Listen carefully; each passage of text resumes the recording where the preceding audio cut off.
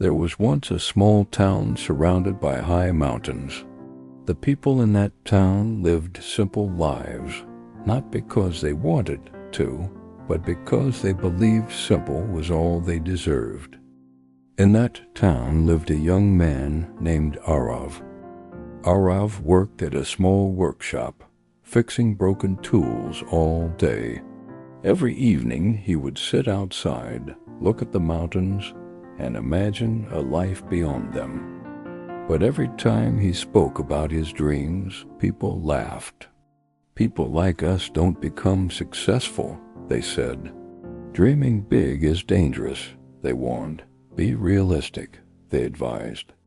Slowly, those words began to echo inside Arav's mind. And that's where the real battle started, the invisible prison. Arav realized something painful one night. He wasn't trapped by the town. He wasn't trapped by money. He wasn't trapped by opportunity. He was trapped by small thinking, because before the world ever says no to you, your own mind usually does. Most people don't fail because they aim too high. They fail because they aim too low and still don't commit. Thinking small feels safe. It protects you from disappointment. It protects you from judgment. But it also protects you from greatness. The moment everything changed. One day an old traveler stopped at the workshop. He watched Arav work and said something simple. "You have skill, but your mind is working part-time." That sentence hit Arav harder than any insult ever could. The traveler continued, "Big lives are built by people who think big first, even when they have small beginnings." That night, Arav made a decision. He would stop asking, "Can I do this?" and start asking, "What if I try?" The cost of thinking big wasn't easy. When Arav started learning new skills at night, people mocked him.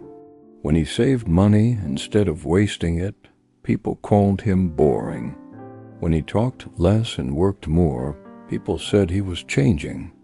But thinking big always comes with a price. You pay with loneliness, doubt, delayed results, discipline, but the reward? A life most people only talk about. The mind expands first, months passed, then years. Arav's life didn't change overnight, but his thinking did. And once your thinking expands, your actions are forced to follow. He stopped chasing comfort. He started chasing growth. He stopped asking permission. He started taking responsibility. Because big thinking doesn't mean unrealistic dreams. It means believing you are capable of more than your current situation. The result? One day, Arav stood at the edge of the town again. But this time he wasn't dreaming. He was leaving.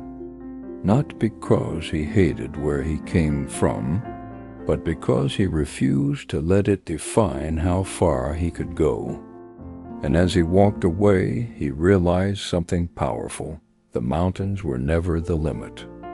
His mindset was, the message for you. You don't need more talent.